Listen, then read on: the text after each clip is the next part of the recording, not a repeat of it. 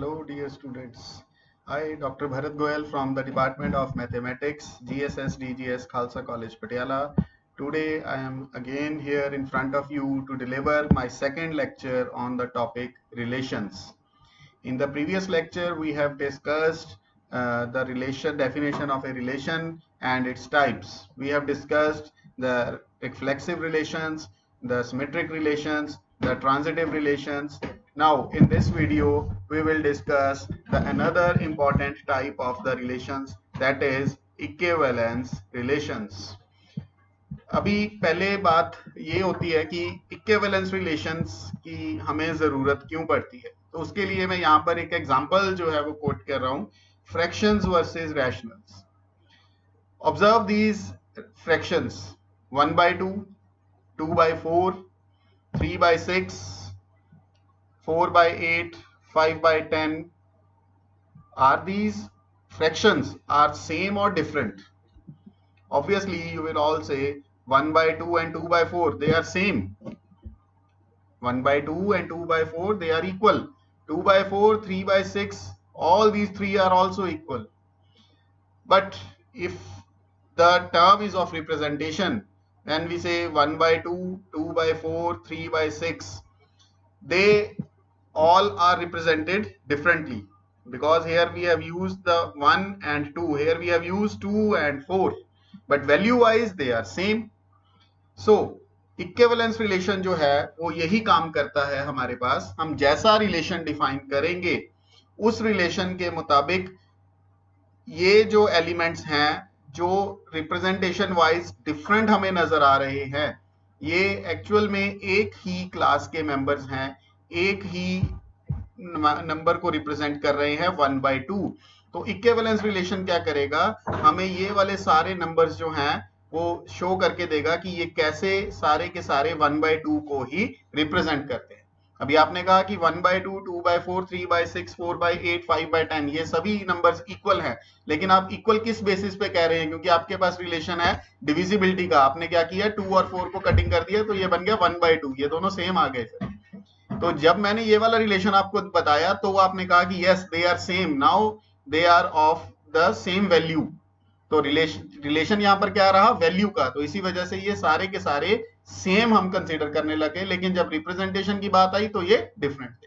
तो equivalence relation इसी चीज को हमें जस्टिफाई करके देगा कि अगर हमें किसी वैल्यूज को चेक करना है कि वो सेम नंबर को रिप्रेजेंट कर रही हैं या डिफरेंट नंबर को रिप्रेजेंट कर रही हैं, तो हम उनके ऊपर एक रिलेशन डिफाइन करेंगे और उस रिलेशन को हम वेरीफाई करेंगे कि वो इक्विवेलेंस रिलेशन है या नहीं.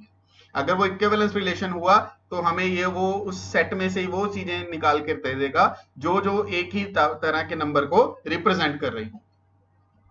सो तो इसका आंसर क्या रहा, they are different symbols that stand for the same rational number. वही बात आ गई, सिंबल्स तो डिफरेंट थे, लेकिन जब हमने वो डिविजिबिलिटी वाला रिलेशन बताया तो उसकी वजह से ये सारे के सारे क्या हुए, सेम रैशनल नंबर. तो इक्विवेलेंस रिलेशन हमें ये काम करके देगा यहाँ कि जो नंबर सेम होंगे उनको वो एक तरफ निकाल देगा और जो नंबर डिफरेंट होंगे उनको वो दूसरी तरफ निकाल देगा. तो कैसे, अब इस बात का आंसर हमें जैसे जैसे हम इस टॉपिक में आगे बढ़ते जाएंगे आपको मिलता जाएगा. बट पहले बात ये है, इस वीडियो में जो हमने मेनली डिस्कस करना है वो रहेगा कि हमें इक्विवेलेंस रिलेशन की डेफिनेशन को समझना है और चेक करना है कि कैसे हम किसी रिलेशन को इक्विवेलेंस प्रूव कर सकते हैं. तो इसके लिए ये देखिए क्या लिखा, when algebraist have a set of objects and wish to think of more than one of them as the same object. अभी हमारे पास क्या रहेगा, सेट ऑफ ऑब्जेक्ट्स है, और अगर हम ये देखना चाहते हैं कि उनमें से एक से ज्यादा जो हैं, जो चीजें हमारे पास उस सेट में पड़ी हैं, उनमें से कौन सी चीजें जो है वो एक से ज्यादा जो एक जैसी ही नजर आती हैं, तो हम इक्विवेलेंस रिलेशन को डिफाइन करते हैं. अब देखिए कैसे इक्विवेलेंस रिलेशन को डिफाइन करना है, क्या इसकी डेफिनेशन है. पहले हम इस वीडियो में सिर्फ इसकी कुछ एग्जांपल्स डिस्कस करेंगे. आने वाली वीडियोस में जो फर्दर वीडियोस होंगी उसमें हम डिस्कस करेंगे कि कैसे आपको ये जो सेम ऑब्जेक्ट्स हैं उनको इक्विवेलेंस रिलेशन की हेल्प से एक उनको अलग करना है और दूसरी चीजों को अलग करना है. लेकिन इस वीडियो में हम सिर्फ अभी डिस्कस करेंगे इक्विवेलेंस रिलेशंस की डेफिनेशन और उसके कुछ कॉन्सेप्ट्स.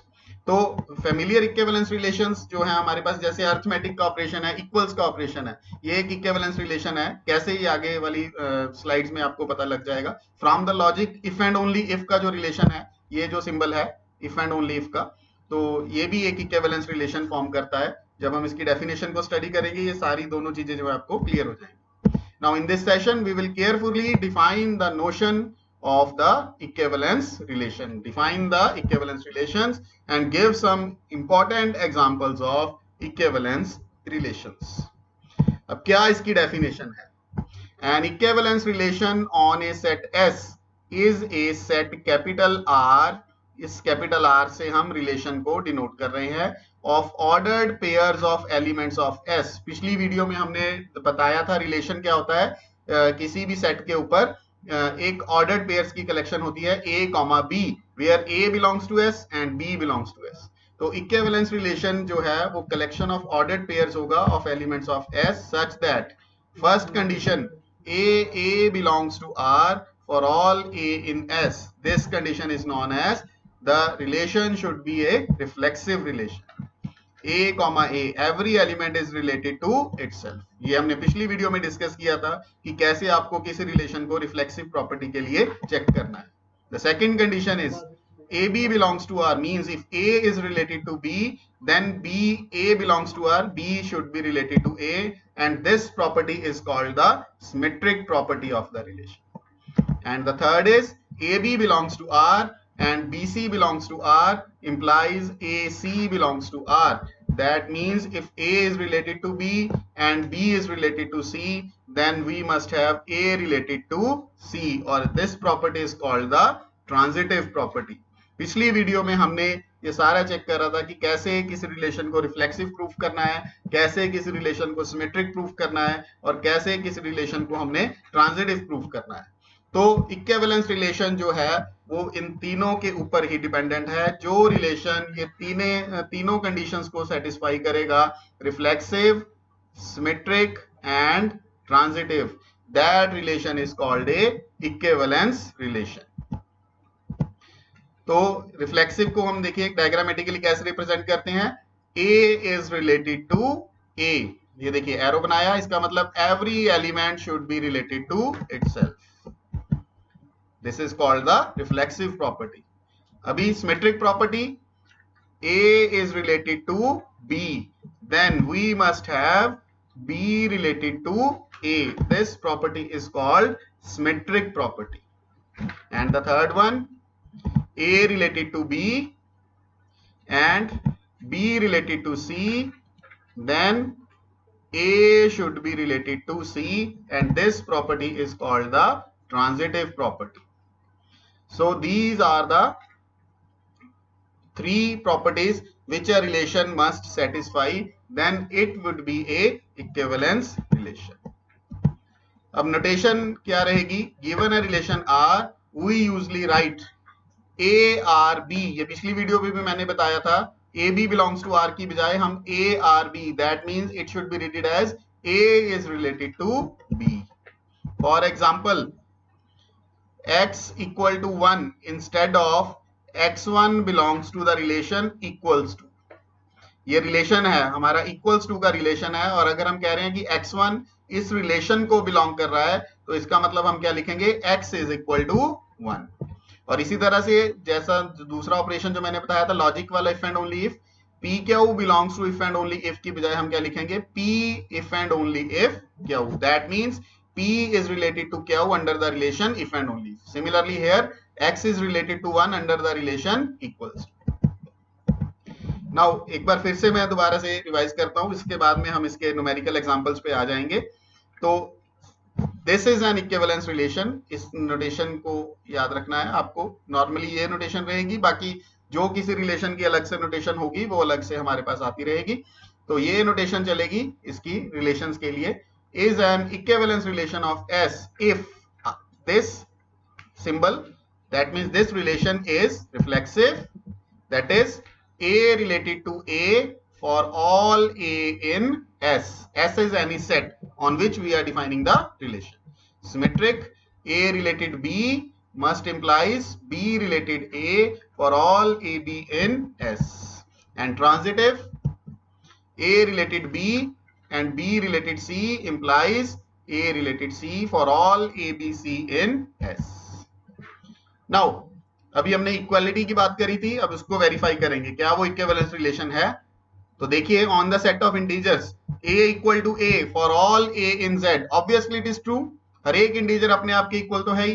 तो a equals to a for all a in z, that means it is reflexive. Now if you say a equals to b, obviously we can also write b equals to a. That means a related b implies b related a, therefore the relation is symmetric also. And third one is also obvious, a is equal to b and b equal to c. If you assume these two values, a बराबर है b के और b बराबर है c के, then obviously a किसके भी बराबर होगा, c के भी बराबर होगा. That means it is transitive also. Therefore equals to का जो रिलेशन है वो रिफ्लेक्सिव भी है, सिमेट्रिक भी है और ट्रांजिटिव भी है. So this is an equivalence relation on Z. अब इक्वालिटी की बजाय अगर हम लेस देन और इक्वल टू लें तो देखिए क्या होगा. लेस देन और इक्वल टू में क्या होगा, अब 1 लेस देन इक्वल टू 2 है, बट क्या आप ये कह सकते हैं 2 less than equal to 1? No. So it is not symmetric. Hence less than और इक्वल टू वाला जो रिलेशन है वो इक्विवेलेंस रिलेशन नहीं है. बट ये तो हमने सिमेट्रिक एक, क्योंकि अगर नहीं होगा तो हमने वो वाली प्रॉपर्टी बता दी कि कौन सी प्रॉपर्टी में फेल है. बट अगर आप रिफ्लेक्सिव के लिए चेक करें या ट्रांजिटिव के लिए चेक करें, ये दोनों के दोनों को सेटिस्फाई जरूर करेगा, because you can say a less than और equal to a for every a, and if a less than equal to b and b less than or equal to c, then obviously a is less than or equal to c. That means it is transitive also. Now this is one of the important relations, the relation of congruence modulo m. That is very important relation. We are defining this relation and then we prove that this relation is an equivalence relation. Now firstly, what is congruence modulo m? Let m is a positive integer greater than 1. m हमारे पास कोई भी एक positive integer है जिसकी value 1 से greater है. तो हमारे पास रिलेशन क्या है, इस कॉन्ग्रेंस मॉडुलो m की भी डेफिनेशन इसी में आ जाएगी. a is related to b, a comma b लिखा है, दैट मींस r क्या है, relation a related to b. किस रिलेशन के अंडर रिलेटेड है, if a is congruent to b modulo m. This symbol को हम पढ़ते हैं, इस सिंबल को हम पढ़ते हैं congruent मॉडुल, congruent a congruent b modulo m. तो इसका मतलब होता है m divides a minus b. जो ये अंदर m हमने लिखा है, ये इस a माइनस b, इन दोनों के जो डिफरेंस है उसको क्या करना चाहिए, ये डिवाइड करना चाहिए. तो हम कहते हैं कि ये जो रिलेशन, ये जो है a और b कॉन्ग्रेंट मॉडुलो के रिलेशन में आ गए. तो जैसे मैं यहाँ पर एक एग्जांपल की बात करता हूं, एक एग्जांपल हम लेते हैं. तो जैसे अगर हम कहें कि हमारे पास यहाँ पर 5 है, 5 इज कॉन्ग्रेंट टू 1 मॉडुलो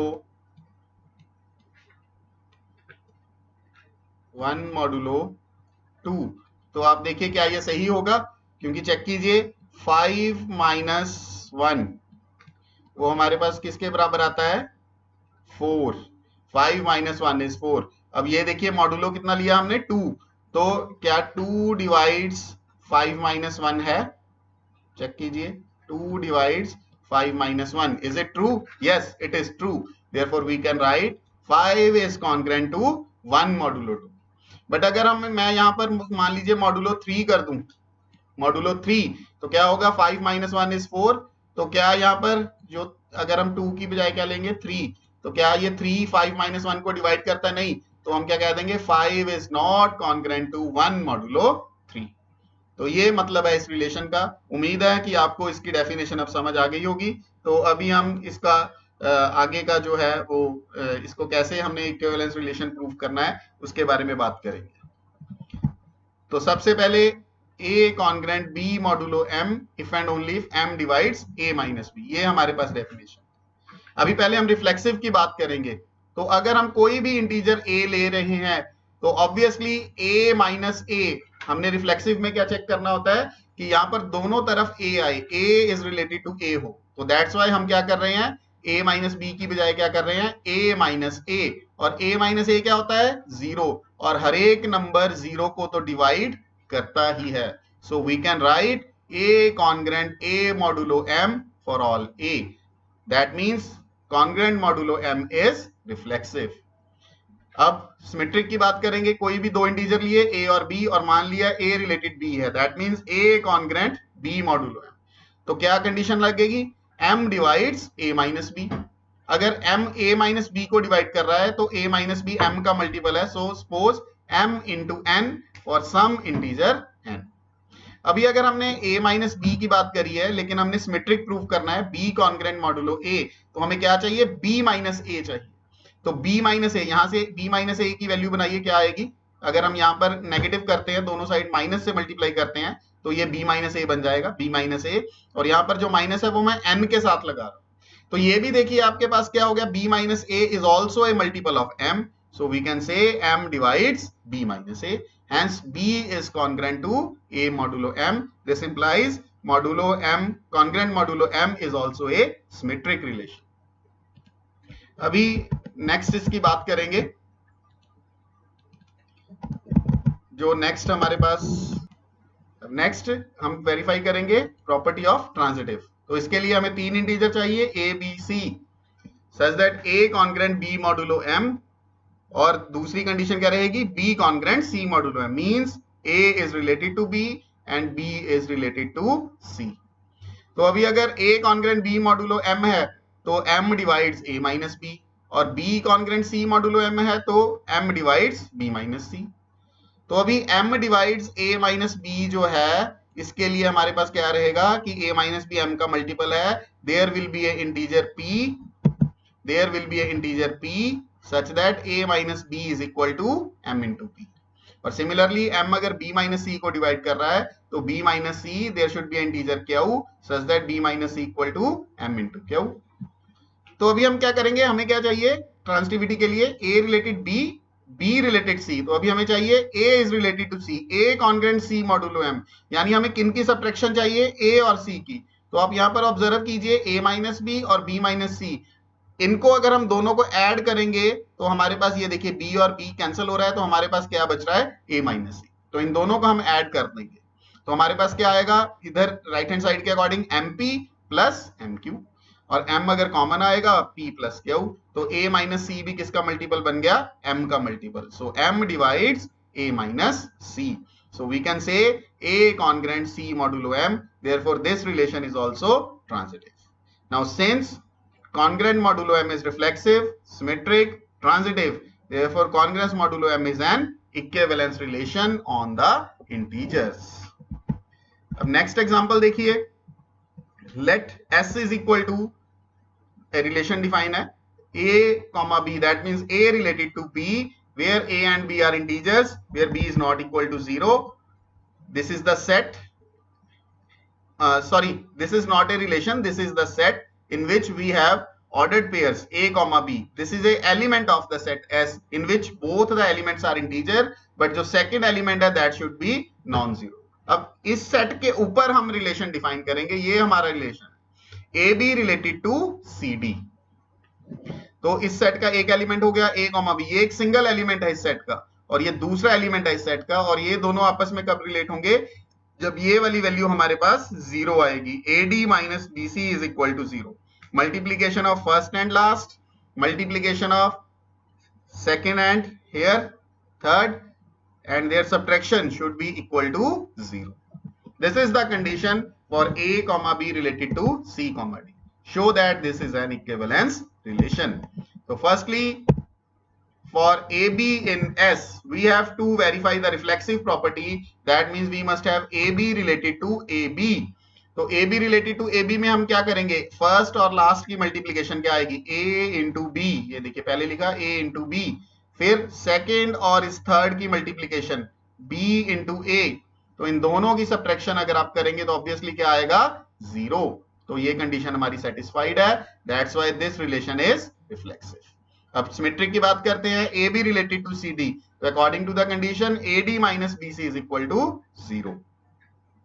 और अगर AD minus BC equal to 0, अभी हमें क्या चाहिए अगर सिमेट्रिक प्रूफ करना है, CD रिलेटेड टू AB, यानी हमारे पास क्या वैल्यू होनी चाहिए, फर्स्ट इंटू लास्ट की प्रोडक्ट देखिए C इंटू B, और सेकंड और थर्ड की प्रोडक्ट देखिए D इंटू A, यानी कि CB माइनस DA, ये वैल्यू चाहिए और ये 0 आनी चाहिए।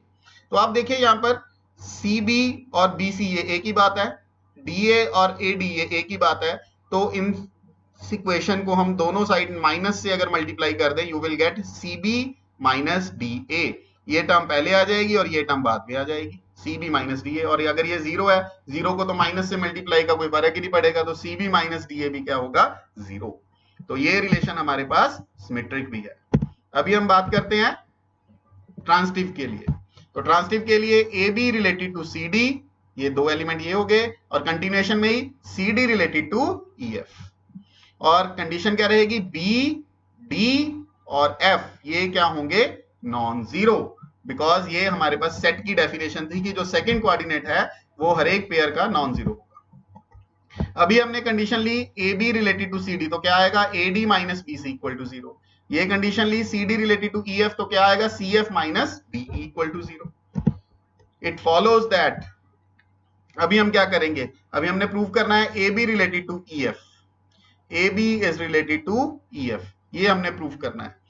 तो इसके लिए अभी देखिए हम क्या करने वाले हैं, हमने किसकी प्रोडक्ट चाहिए, हमें A और F की। अगर हमने AB रिलेटेड EF करना है तो A और F, और यहां पर B और E की। तो ये देखिए हमने क्या किया, इस इक्वेशन को AD माइनस BC को मल्टीप्लाई कर लिया F से, और इसको मल्टीप्लाई कर लिया B से। ऑब्वियसली इसको F से मल्टीप्लाई करिए, इसको B से मल्टीप्लाई करा, इक्वल टू तो 0 ही है, तो एडिशन भी इनकी क्या आएगी, 0। अब इसको आप सॉल्व कीजिए, देखिए क्या बनेगा, 0 equal to ADF minus BCF, इस ब्रैकेट को ओपन कीजिए, BCF minus BDE, BCF cancel, तो इट मींस क्या रह गया हमारे पास, ये वाली टर्म और एक ये वाली टर्म, इन दोनों में से D कॉमन आया, AF माइनस BE। अभी D तो हमारे पास क्या गिवन था, देखिए non zero, D is non zero, और अगर D नॉन जीरो है, इन दोनों की प्रोडक्ट 0 के बराबर है, तो अगर कोई दो एलिमेंट्स की प्रोडक्ट 0 होती है तो कम से कम उन दोनों में से एक एलिमेंट जो है वो 0 जरूर होता है। तो बट D तो नॉन जीरो है, तो इसका मतलब 0 कौन होगा, AF माइनस BE। तो आप देख लीजिए हमें क्या प्रूफ करना था, AB यहाँ पर, सॉरी यहाँ पर आएगा AB is related to EF, तो AB रिलेटेड टू EF के अकॉर्डिंग अगर आप चेक करेंगे तो यही कंडीशन हमारी बनती है। मैं यहाँ पर करेक्ट कर देता हूँ आपके लिए, यहाँ पर जो रहेगा हमारे पास ये होगा BE, AB related to EF, AB related to EF। तो और इसका मतलब AB रिलेटेड टू EF, देखिए कंडीशन बन रही है ना, फर्स्ट और इसकी प्रोडक्ट और सेकंड और इसकी प्रोडक्ट BE, इन दोनों का सब्ट्रैक्शन क्या होगा, 0। So that's why it is transitive also. Hence ये जो हमारे पास रिलेशन है, ये हमारे पास क्या हो गया, ट्रांजिटिव हो गया। तो ये तो थी हमारे पास examples on the definition of equivalence relations. जो मैंने इस वीडियो के स्टार्टिंग में बात करी थी कि कैसे इक्विवेलेंस रिलेशन जो है हमारे पास डिफरेंट सेट ऑफ ऑब्जेक्ट्स में, एक सेट ऑफ डिफरेंट ऑब्जेक्ट्स में, उनमें से एक जैसी जो चीजें हैं वो अलग करके दे देगा और दूसरे जैसी जो चीजें हैं वो अलग करके दे देगा, वो हम नेक्स्ट वीडियो में हम डिस्कस करेंगे, जिसमें हमारा टॉपिक रहेगा इक्विवेलेंस क्लासेस। उसमें वो कॉन्सेप्ट जो है वो प्रॉपर हम जस्टिफाई करके बताएंगे कि कैसे आपको एक तरह की चीजों को अलग करना है, दूसरे तरह की चीजों को अलग करना है with the definition of equivalence relations. So thank you very much.